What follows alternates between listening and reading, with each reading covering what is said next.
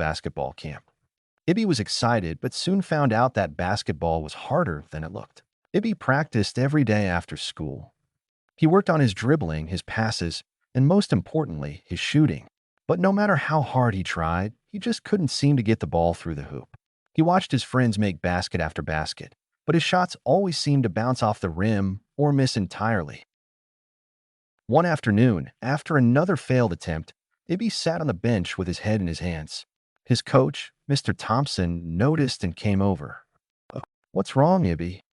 "I just can't do it, coach. No matter how hard I try, I can't make a basket. Maybe I'm just not cut out for basketball." Coach Thompson smiled. "Everyone struggles at first, Ibby. Even the best players had to start somewhere. It's not about getting it right every time. It's about not giving up."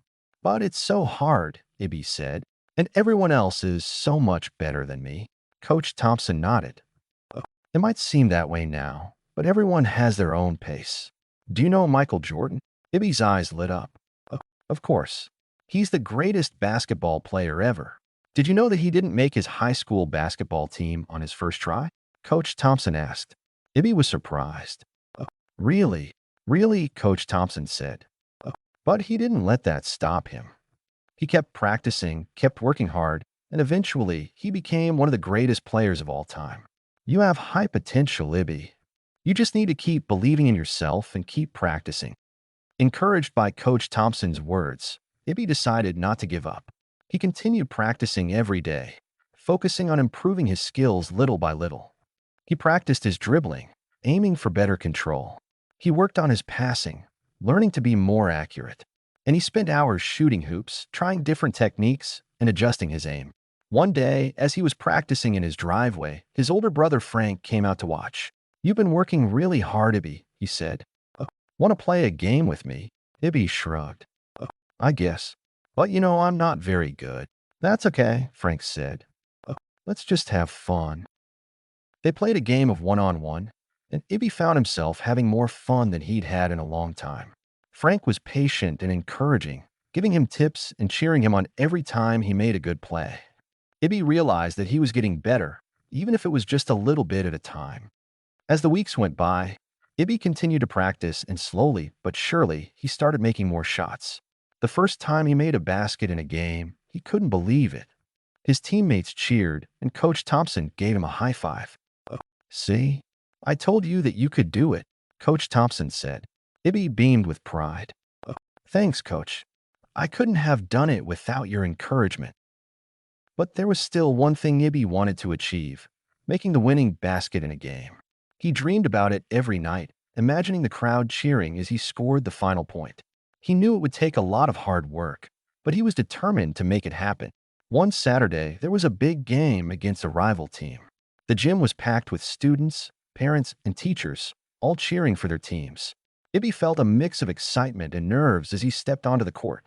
He looked over at his family in the stands. His mom, dad, brother Frank, and sister May were all there, waving and smiling. The game was intense.